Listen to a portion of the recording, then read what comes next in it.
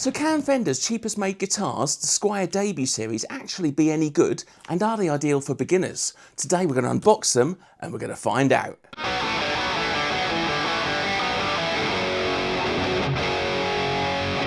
Okay, so today we're looking at the Squier debut series. I have a Telecaster and a Stratocaster from the debut series. This series is exclusive to Amazon, okay, so it's online only from Amazon themselves, all right, and these were just £109 each.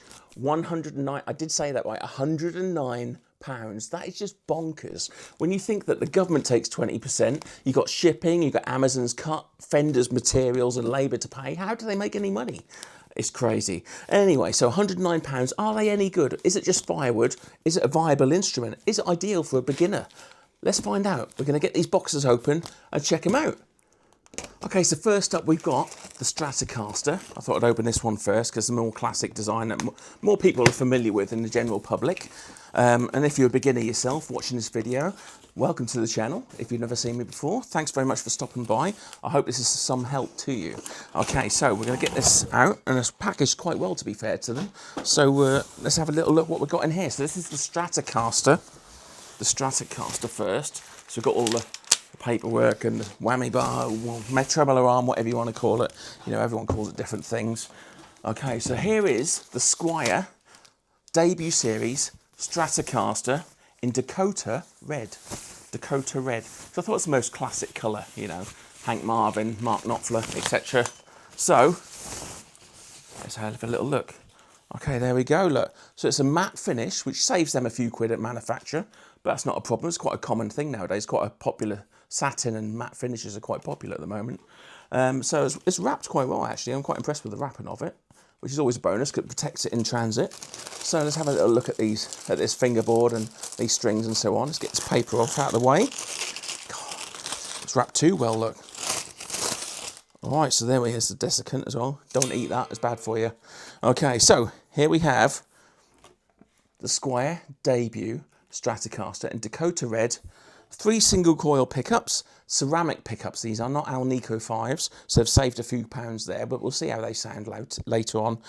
We have the 5-way switch, so you get the 5 different positions for the 3 coils. You have the volume, tone, and tone. They actually feel okay, to be fair.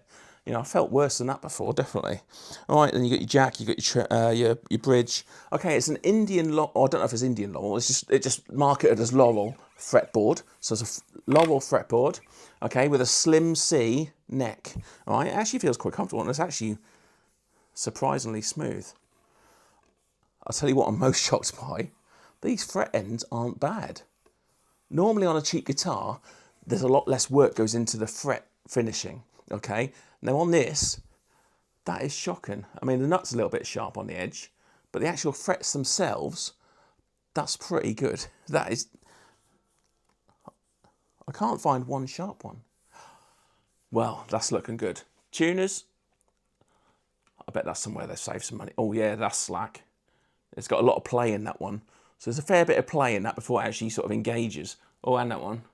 Yeah, tuners are cheap. Tuners are definitely on the cheap side. Okay, but yeah, we'll get it tuned up.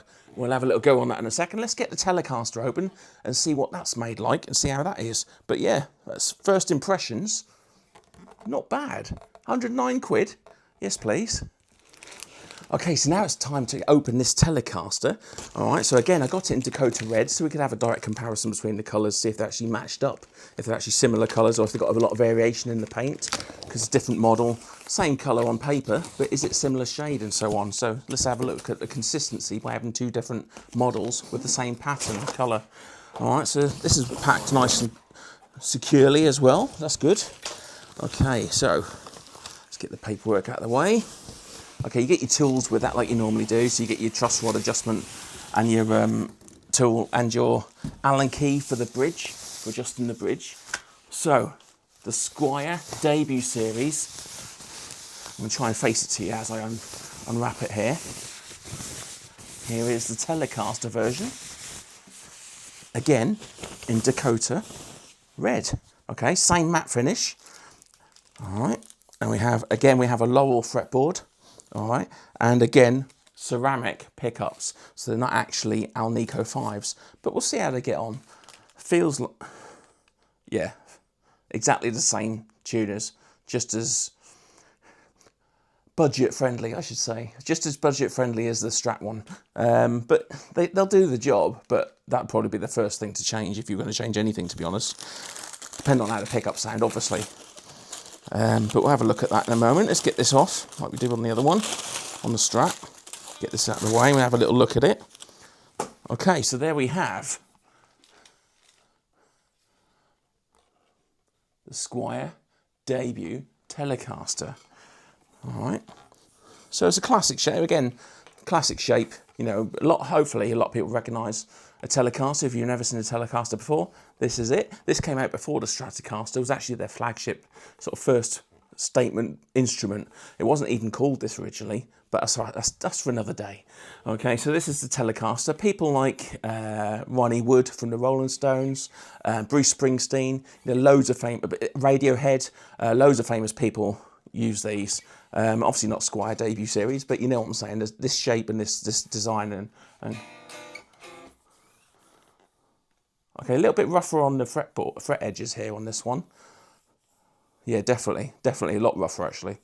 Yeah, so the Strat was definitely better for the fret edges, but we'll get into that in a moment. So yeah, we've got the Laurel fingerboard. What's that Tula mark?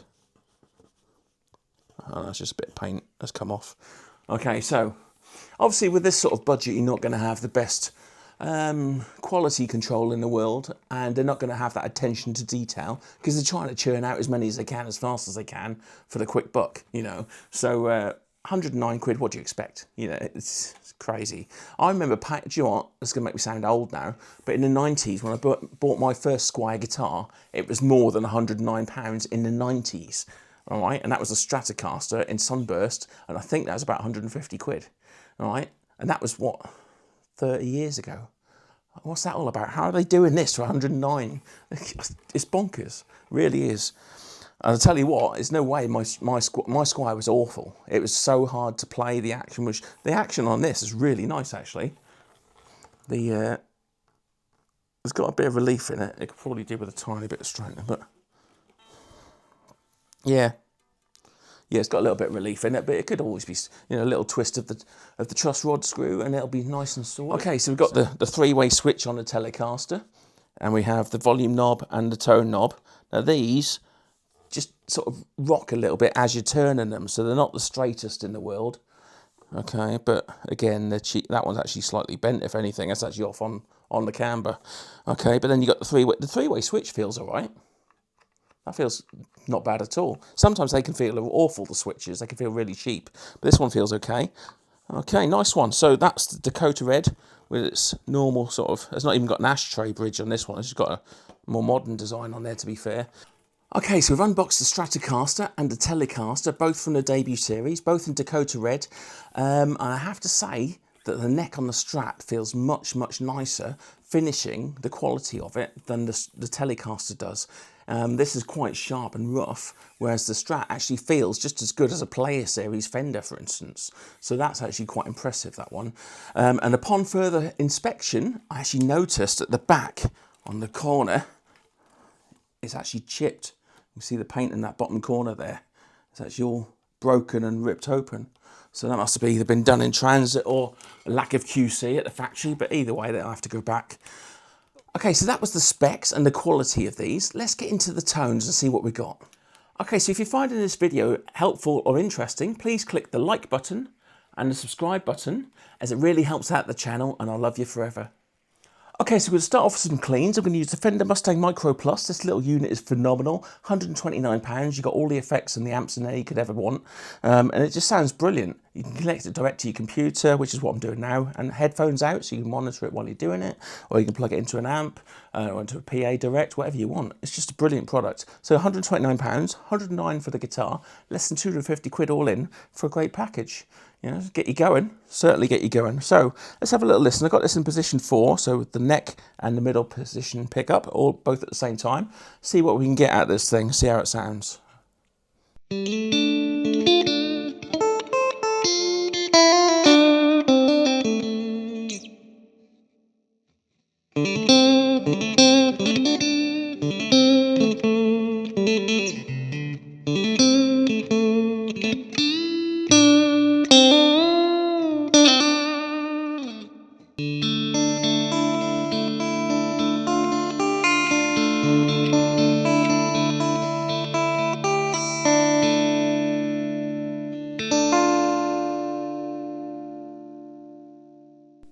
not bad, not bad. Okay, we're going to just play around a little bit with these tone knobs, see what we can get out of it. Because it's very, very thin and harsh and quite crisp at the moment. It's not bad, not a bad thing, because you can always dial it down with the tone knob, or in post, and you can always dull something down a little bit. But it's not always easy to crisp them up even more.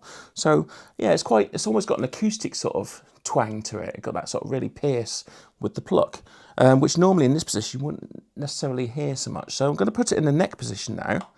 A little bit of noise there straight away. I don't know if you can hear that, but yeah, let's just see what happens.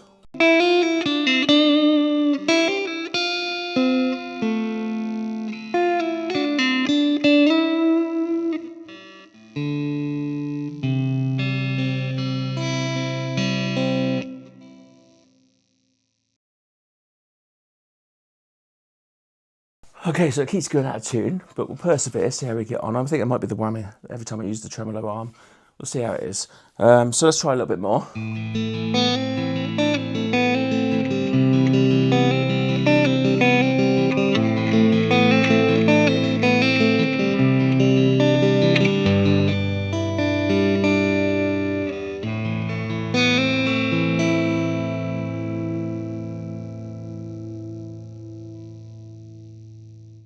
Okay, so let's get into a dirty sound. We need to check out dirty sound so we can compare, see what it's like. So we'll go Uber lead. That sounds good. Bit of Uber lead in the bridge position.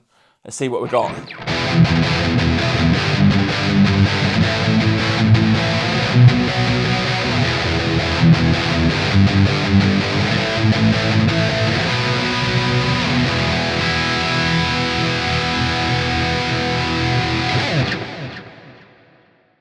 So obviously it's got a lot of reverb on there. It's meant to be a standard sort of stadium lead style. Let's whack it up and just see what it sounds like.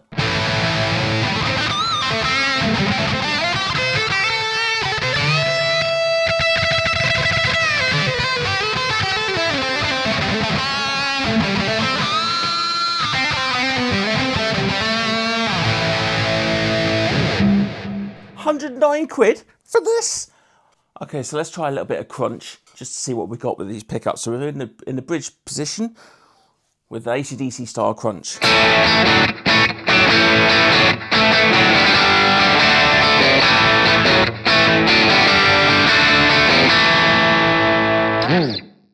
Okay, yeah, a bit meh. Let's try it in the neck pickup.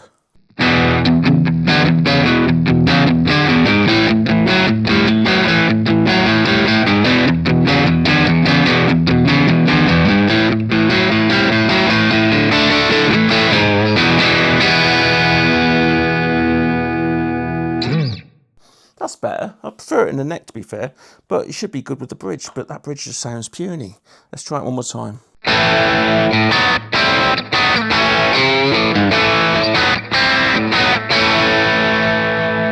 Okay, so there's not really a lot of meat there in that bridge pickup. When you put it in a bit of AC/DC style crunch, it's just not got the bones behind it. So it just feels a bit lame, a bit weak. But next pickup sounded alright with the bit of crunch. Just had a nice sort of roundness to it. That was quite smart. I like that. I like the tone then. But yeah, this bridge pickup. Let's have a little look at the Telecaster, see what we've got going on with that. Okay, so we can do exactly the same test with the Tele now. I'm going to stick it in the neck position to start off with. I've got the same Mark Knopfler clean tone from the Fender Mustang Micro Plus. That's a bit mouthful, that. Fender Mustang Micro Plus. Can put my teeth back in. There we go. All right, so let's see what we got with this.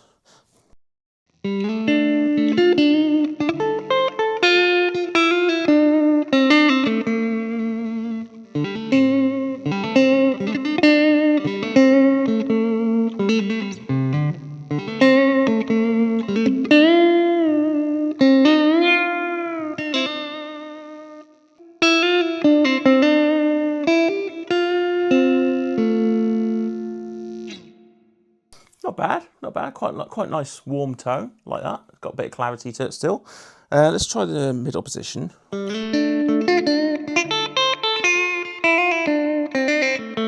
Definitely hear the bridge giving it that bit more sharpness in there.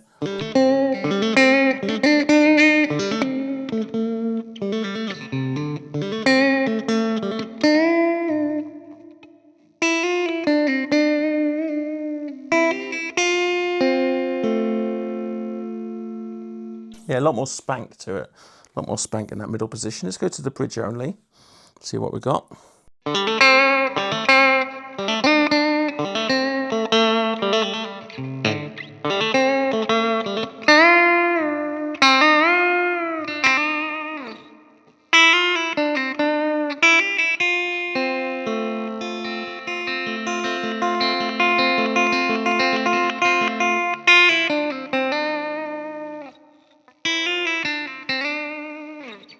Yeah, that's really brittle and harsh. I'm not a big fan of that sound. Again, seems to be the bridge pickup on both guitars. This one just as harsh as the other.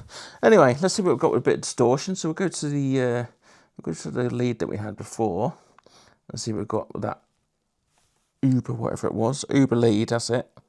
So it's got lots of reverb, stadium sort of style lead on this one.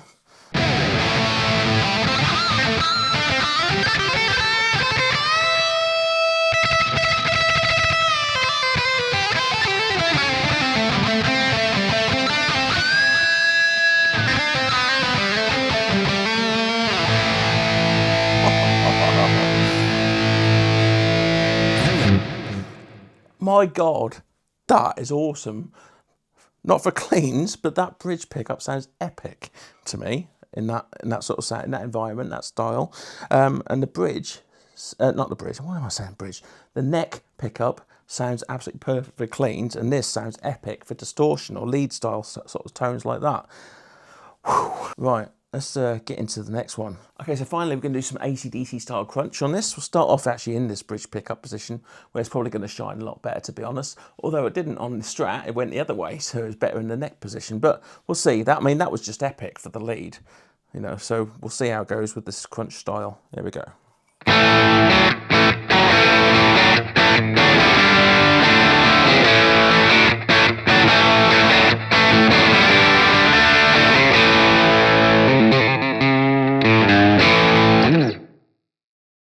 That's all right. I could live with that.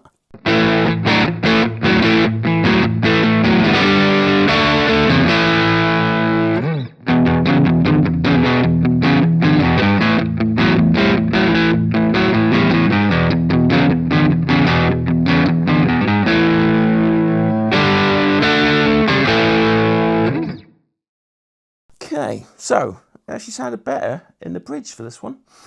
Different to the Strat. The Strat had no power whatsoever in the bridge. This has got loads of power. Maybe it's a bit hotter winding, I don't know. But this sounds epic in the bridge position for anything with a bit of distortion in, even whether it's crunch or whether it's lead. And this neck position sounds absolutely gorgeous when it's clean.